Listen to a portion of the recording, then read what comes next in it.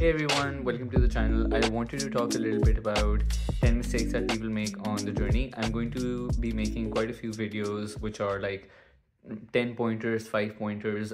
Maybe I might do one on like a 50 pointer thing as well that I have in mind. But I think I haven't done one of these like list ones in a while, so I thought it would be a good idea to kind of like go through some of these. Before I go on, please subscribe to our channel. Let us know what you think. Let us know if you have any questions, and if you have any videos that you also want us to cover, and we'd be happy to cover them. And if you want to come in for coaching, our WhatsApp link is down below in the description, so please click on it and we will get in touch with you immediately. So the first one that I wanted to mention was working on recovery as something that you want to do just one time, and then wanting to just be done with OCD and never have to think about it ever again. That mindset is so wrong and so bad and so unhelpful, because the problem is that at any point that you will have a setback, or you will not be making progress, or you may have a trigger, you will feel extremely frustrated, and you will just get into this like very hateful kind of mood as well, because in your mind it's like, if I can just like get over that line, and then I can just be done with this entire shitty thing and move on with my life. And then you'll also be really forcing acceptance and really trying to force the anxiety relief as well. It will dial up the internal measuring your anxiety. Am I triggered? Am I not? Am I anxious? Am I not? And then at any point, if you detect even just the slightest anxiety, you're going to just be quite mad, sad, disappointed about it. So you have to be really accepting of OCD itself as well, that you're someone who has OCD, that OCD is something that may or may not slightly affect your life, right? I did a separate video on accepting OCD itself just a while ago. So if you scroll in our videos, you'll find it. I think it's going to be a helpful one for someone who struggles with this kind of thing. I'm not saying you have to work on OCD for the rest of your life till you die, but also approaching it with a very rigid, perfectionistic kind of mindset of like, if I just recover, then I can just move on with my life, no problems, no nothing. I don't have to think about this ever again. That's way too, yeah, that's way too black and white. So you have to change that. The second one that I wanted to mention was working on OCD only on your bad days. A lot of people, when they're having a really bad day, is when they'll get into a mode of like, okay, what do I need to do? Do I need to read? Do I need to dispute? Do I need to do an exposure? What do I do in this moment to like not feel this bad? And the analogy I usually draw is like, it's like you going on a battlefield while like an ongoing battle is going on, trying to learn how to shoot on the battlefield, and also then hitting your aim as well.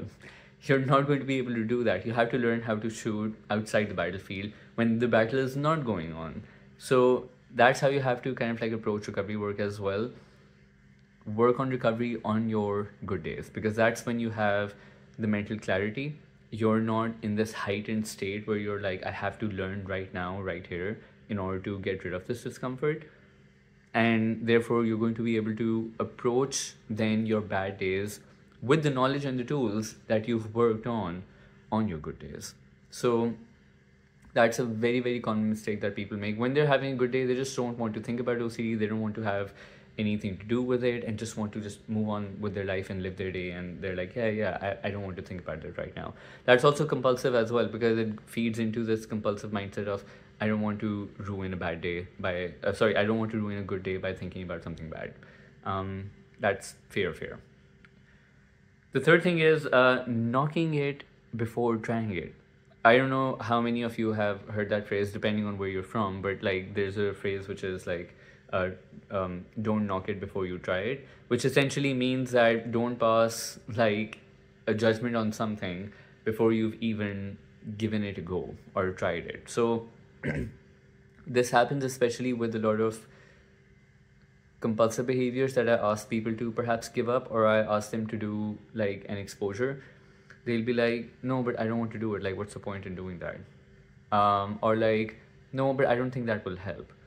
And I'm like, I know what I'm saying and I know what I'm doing over here as well. And I mean, I don't take it personally, but it's like, you have to have a bit of a like open mind in terms of trying to do something. And I mean, what's the worst that can happen really if you do give it up? In fact, the funny thing is that the more someone is resisting giving up a behavior or doing a behavior, makes me even more convinced that they need to do it. Because if it's something that didn't feel that high stakes or wasn't that important, then you would also be okay with just not doing it as well, right? So I think you really have to kind of like, I always say it to them, which is like, don't knock it before you try it. First, give it a go and then see what happens. The next one is, yeah, so okay, this is the one for people who are having setbacks or relapses. A lot of people come in who, let's say, after a year or whatever, they're going to have like a really good period of 4 months, 5 months, 6 months, however long, right? And then they're going to have a setback or a relapse, right? And they will then come into a phone call, or maybe like two or three. But what they're doing in that moment is they're really trying to somehow forcefully flip their brain switch in back into feeling good again. Because in their mind, they're approaching it with like, I was just feeling good. Like I had a really good long period. And if I can just like flip the switch in my brain quickly and go back to that, I can be okay again. And I think that kind of approach is so wrong, because in the process then you're losing sight of, again, any compulsions that you might be doing. You're losing sight of what your fear is, and you're just trying to solve that one thing and just be, again, done with it and move on. Kind of like goes hand in hand with like the first point as well, in that you're trying to then force acceptance in a way that if I can just like accept this thing quickly, I can go back to feeling good again, right? So you really have to think about, like, you're having a setback or a relapse for a reason. Most likely the reason is that your beliefs about a situation or your acceptance about a situation is not the best, so it has to be strengthened. And the second thing is, most likely you're also doing some compulsive behaviors as well. But if you only focus on trying to force acceptance and trying to like do a 180 in your brain to go back to where you were, you're going to not then see the things that you actually need to work on. So also, and in this case, accepting that you're having a setback and accepting that it might take you another while to kind of get back to that good place as well. Very important. Focusing too much on the symptom or the thought, but not the fear. So again, this it is similar to something that I just mentioned as well. A lot of people will come in and they will be just really describing either like a physical symptom or an anxiety symptom or their specific emotion, or they're going to go into too much detail about, oh, this event happened and then I said this and this person said this and all of that kind of stuff. And in all this narration that they're doing, what they're not really then having a look at is what is the fear or the belief behind the situation that's making them that anxious. So you have to be able to focus your like attention on like the right thing that actually has to be worked on, rather than going into the unnecessary details of what is what. And I mean, look, that is important to a degree in terms of describing the initial thing, but I just had a phone call yesterday with someone who has been coming in for the last basically 3 to 4 phone calls I've had with him. He was only focusing on the physical symptom itself, that this is exactly the symptom I'm having and I don't understand where's this coming from, what does it mean, is it OCD or not, and that kind of thing. And I had to keep redirecting his attention on that. Okay, like, I understand the symptoms that you're having, but what is the fear behind that? And then that became like another discussion that he probably wasn't even looking at the time. So, and which was obviously like very important to take stock of. The next one I want to mention was seeing recovery as an end all be all. And I think that like this is very common with OCD sufferers, where they're going to see being recovered as the one big main marker of recovering with for having a good life and for being happy. Whereas even if you don't reach that imaginary destination of recovery, you can still have a pretty good life and still make a lot of progress, right? Because in the mind, it feels like it's either that I'm chronically suffering or that I'm completely OCD free and there are no problems in life at any point and I'll never have to struggle with OCD ever again. Those are two very big extremes, both kind of like catastrophized in their own way or exaggerated in their own way. So there can be a middle ground over here as well, as to maybe you don't have to chronically suffer, but also even if you don't reach recovery, you might reach a point where you may still have some struggles and might not recover, but still have like overall like a good happy life. And that goes into then accepting that you may never recover, fear, and that's then like a longer, bigger thing, and probably one of the things that's going to take you the longest to break down as well. So yeah, keep that in mind. And there are a lot of fear videos and fear of never recovering videos that we've done on the channel, so have a look at those. Number 7 is blaming progress or lack thereof on other people or circumstances around you or situations from the past. Never a helpful strategy. Like, people may have been bad to you, or certain situation or circumstance may have caused you quite a lot of sadness or some consequence. I don't disagree with that. But then what you also have to think about is, if your long-term strategy is to assign blame to things around you, you will always feel like a victim. You will always feel helpless, and you will feel like life is out of your control and you can never get better until and unless things around you change. And then you're going to sit and try and wait for things around you to change, and then they might not change, and then for many years you'll just be in that position.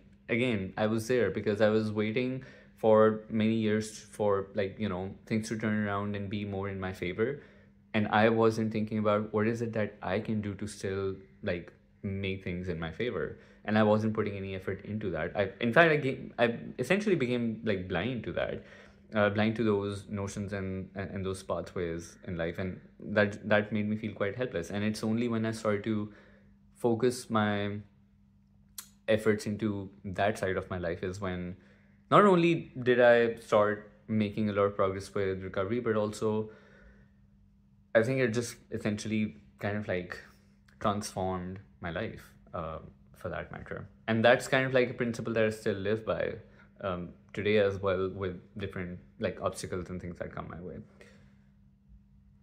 Using one-to-one calls only when triggered. This is similar to point number 2. Many people will cancel their calls or reschedule them because they're like, no, I'm doing good, I'm fine, I don't need it, and whatnot. And as soon as they're triggered, they're like, hey, can you just like tell me, like, how can I just get out of this? How can I just feel okay again?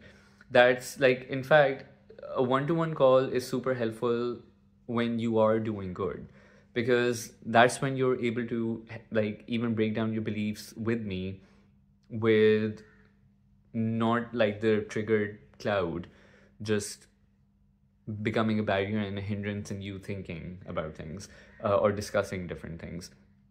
You're far more open to ideas, you're able to think more clearly, you're not exhausted, so therefore, like, you're able to absorb a lot more insight.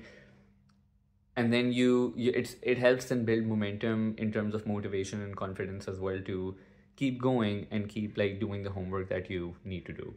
And also, a lot of times people will come on a good like on a one-to-one, and they're like, oh, I was thinking of scheduling and canceling, but I'm really glad I didn't, because I got to take information out of this that I wasn't even thinking about.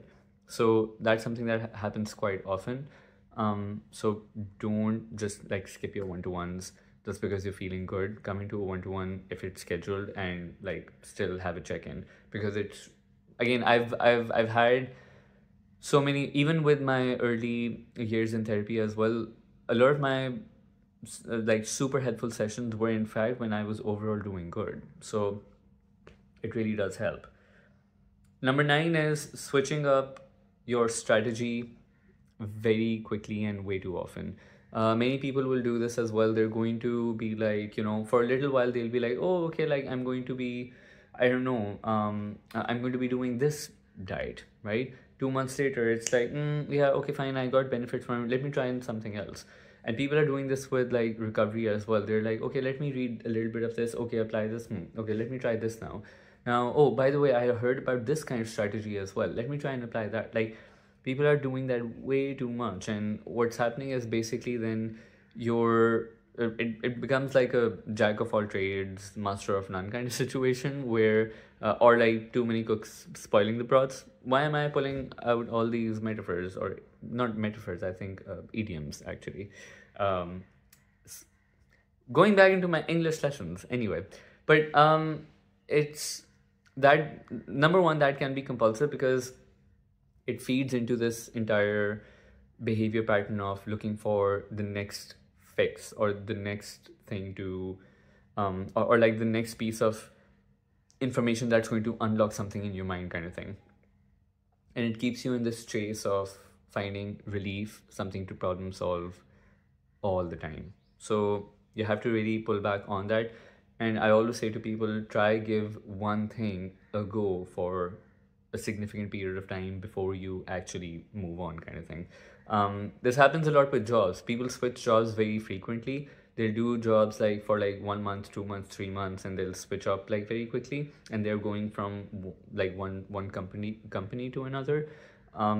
My recommendation often to people is that spend 6 months in one workplace and then move on to the next, just for building your own patience and tolerance, and just putting yourself through like something with like a bit more of a one step at a time kind of approach as well, and not being in a mindset of like, oh, this doesn't feel right, so let me move on to the next thing.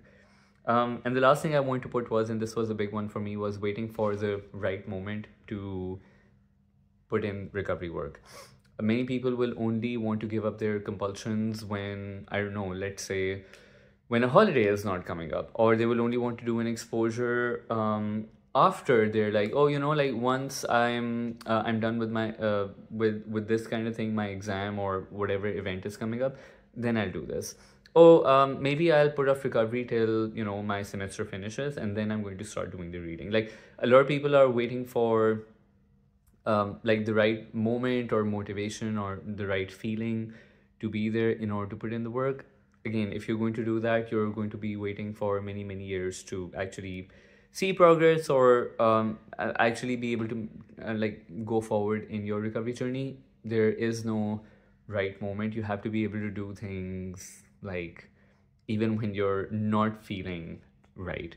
That's a very important part of the recovery journey, and again, we've done many videos on that as well.